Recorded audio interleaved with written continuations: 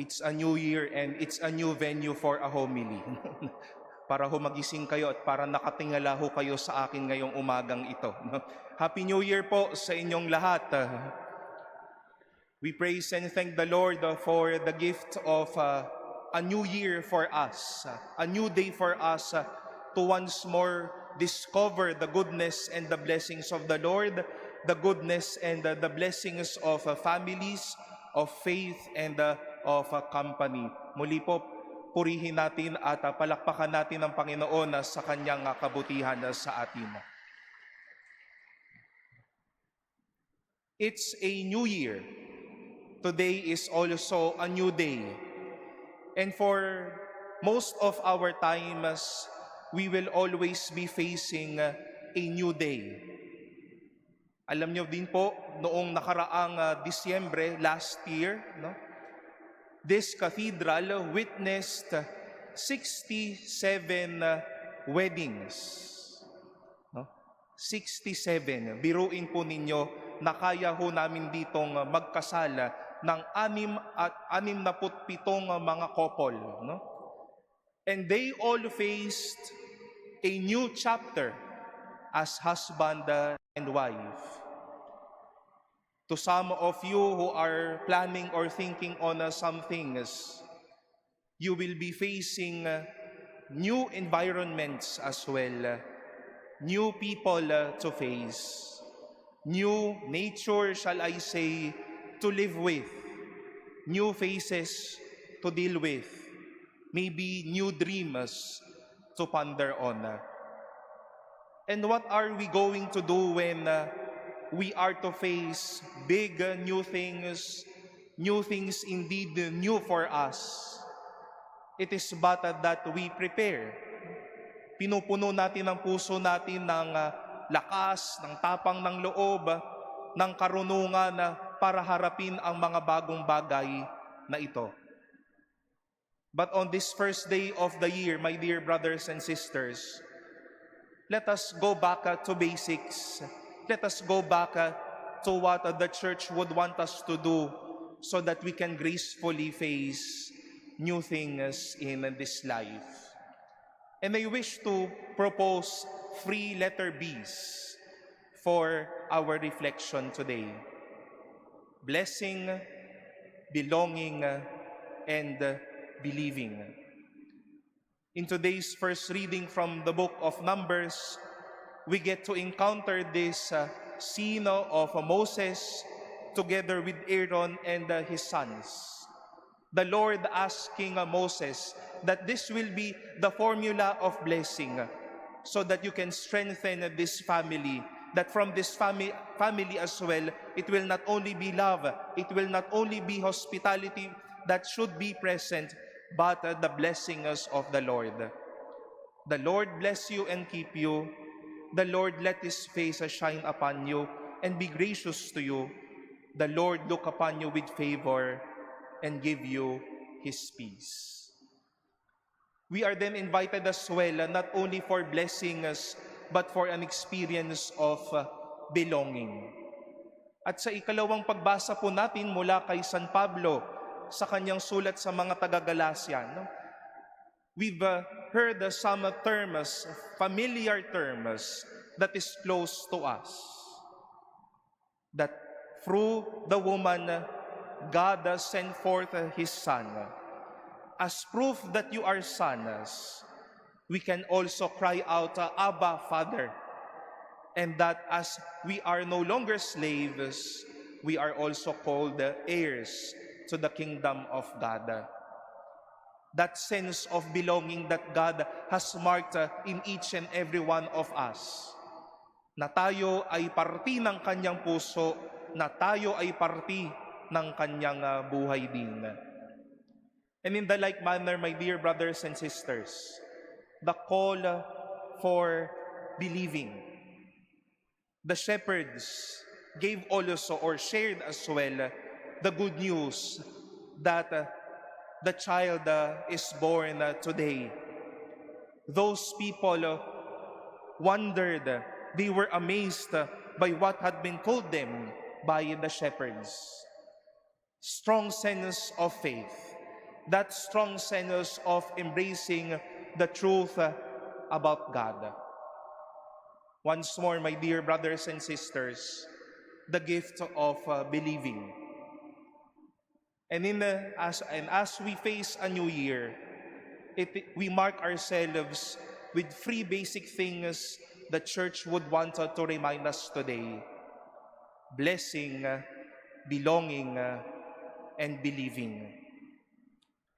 Sa una pa lamang pong paalala sa pagpapala sa atin. Marahil po nakakakita ako dito na may mga pamilya, may mga nanay, may mga tatay, nakatabi po ang kanilang mga anak at mga mahala sa buhay. Maybe this year it is a good way to go back to what we were before, or what we've been doing since then until now. That before your child, your son or your daughter goes out for work, goes out for school, you lay your hand over him or her, or just say the words, "The Lord bless you, God bless you." O kaya sa ating mga anak, sa mga kabataan pong naririto, kung meron man po, mukha namang may mga kabataang naririto at nagising mula sa kanilang medianoche, no? To ask the hand of your father or your mother and seek his or her blessing as you continue the way. But definitely, let us not also forget the most basic source of blessing, which is the Lord. Didila tayo sa isang panibagong araw. At marahil, nagiging tukso, nagiging force of habit na rin po natin na pagkadilat, kinukuha agad ang telepono para i-off ang alarm. Tas maya-maya, ayan na, nakikita na natin na balita dito, manchichismis na tayo, umagang-umaga pa lamang. But as we open our eyes, we ask the Lord, "Lord, bless us and keep us. Let your face shine upon us. Lord, be gracious to us as we face a new day." Maybe, my dear brothers and sisters, this new year, these new days ahead of us, these new things that we will be facing, we would need a heightened sense of belonging. That you are family, that you are part of my life, that we are close to each other, na hindi ka naiiba sa akin o sa amin. And I hope this year may also be a blessing for you, our dear Manila Cathedral family, that as you enter every moment of prayer here at the Manila Cathedral, it is as if telling ourselves, "I am no alien to this church. I am no alien to my God, but I am always part of God's heart." Yung katabi ko ngayon, kapatid ko, yung kasama ko, kalakbay ko yan, parehas kaming may pinagdaraanan, parehas kaming may inaasam din sa buhay na ito. And that keeps us together. That keeps us one with each other. And this first day of the year, the church reminds us that God is no far away person from us, but He is someone belonging in our human history. Baka iyan din po ang maging sikreto bakit lalakas din ang puso ng kabataan ng mga mahal nating sa buhay, ng mga tao sa ating paligid, na nakakaramdam sila na yung taong nasa paligid ko, sinusuportahan ako. Yung taong nasa paligid ko, alam kong pagkukunan ko din siya ng lakas ng loob. At ang taong patuloy na kalakbay ko, alam kong siya din ang magiging sanhi ng pagpapala ng Diyos sa buhay ko. And my dear brothers and sisters, once more we are to face a new year. A new year with new challenges, new faces to deal with, new chances to embrace. But let there be a heightened spirit once more of believing. Ang magtiwala, ang manampalataya, ang patuloy na magkaroon ng hiwaga sa magandang mga plano ng Diyos sa ating buhay. None of us, or maybe some of us may enter this year, yes, joyfully welcomed it last night with families, with food, and with drinks. But some welcomed a new year with a question, paano na ho ba ang mangyayari sa mga susunod na panahon at sa mga araw na ito? What is in store for me for this year? What will happen? Ano na nga ba ang mga susunod na kabanata dito? Kung mayroon mang exciting na part, ano nga ba ang mga mangyayaring bagay na iyon? But the shepherds gave us that sense of believing once more. That awe and joy to face the goodness of God.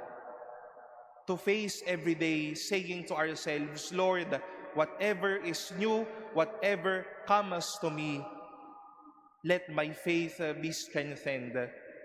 Let me believe in your saving grace once more. Let me see you journeying with my life all throughout these days. My beloved brothers and sisters, let us start and live this year by blessing, by belonging, and by believing. These are basic things the church wants to offer us today. And let the success of this year may not only be about us doing our part or our best, but let the faithfulness, the fruitfulness, and the blessedness of this year be the source and it may be the source of God's unending blessing for us, of God's unending closeness to us, and of God's presence abiding with us in our life.